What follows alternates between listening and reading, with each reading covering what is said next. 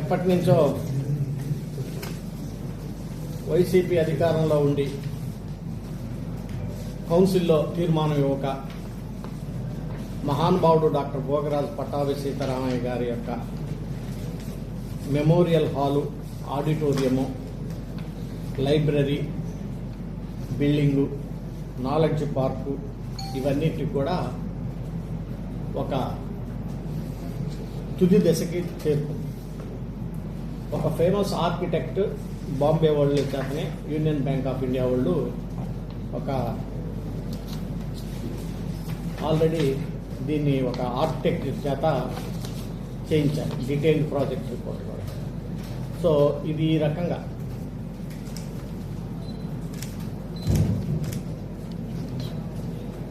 రాబోతా ఉంది. ముందు 6.5 కోట్ల రూపాయలు వాళ్ళు శాంక్షన్ చేశారు. 6.5 కోట్ల రూపాయల్లో మనకి ఫస్ట్ భోగరాజు పట్టాభి సీతారామయ్య గారి మంచి స్టాచ్యూ, ఆ స్టాచ్యూ ఏ రకంగా ఉండాలనేది వాళ్ళ కుటుంబ సభ్యులతోటి కలిసి ఎవరైతే వాళ్ళ వారసులు ఉన్నారో ఒక మీటింగ్ పెడతారు, అదొకటి. దాని తర్వాత అక్కడ ఒక మంచి లైబ్రరీ, ఒక మ్యూజియం, పిల్లలు కాంపిటేటివ్ ఎగ్జామ్స్కి చదువుకోవడానికి వీలు ఉండేటువంటి అన్ని కంప్యూటర్స్ కొన్ని ఇవి చదువుకోవటానికి ఎవరికైతే ఉందో డెఫినెట్గా ఇదంతా ఒక ఉపయోగకరంగా ఉంటుంది. సో ఫస్ట్ స్టేజ్లో ఇది 6.5 కోట్ల రూపాయలతో ఇది కంప్లీట్ అయ్యి కాంపౌండ్ వాళ్ళు, స్టాచ్యూ. తర్వాత రెండో స్టేజ్లో వాళ్ళ యొక్క సిఎస్ఆర్ ఫండ్స్ వేరే రకంగా తీసుకొచ్చి దీన్ని రెండో స్టేజ్లో ఆడిటోరియం కూడా కడతాం.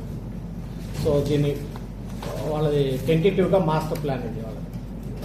నేను చూపించినటువంటి పిక్చర్తో పాటు టెంటేటివ్గా ఉన్నటువంటి మాస్టర్ ప్లాన్ కూడా ఇది.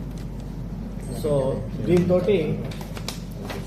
మనం ఎన్నికల్లో ఇచ్చినటువంటి హామీల్లో బట్ స్థానిక పార్లమెంటు సభ్యుడిగా Andhra bank union bank of ఇండియాలో విలీనమైనప్పుడు అది ఆయన పేరు మీద ఇక్కడ స్థాపించినటువంటి మొట్టమొదటి బ్యాంకు కాబట్టి, మచిలీపట్నంలో స్థాపించిన మొట్టమొదటి బ్యాంకు ఆంధ్రా బ్యాంక్ కాబట్టి భోగరాజు పట్టాభి సీతారామయ్య గారికి గుర్తింపుగా ఈ కార్యక్రమాన్నింటినీ స్థానిక పార్లమెంటు సభ్యుడిగా నా వంతు నేను కృషి చేశాను.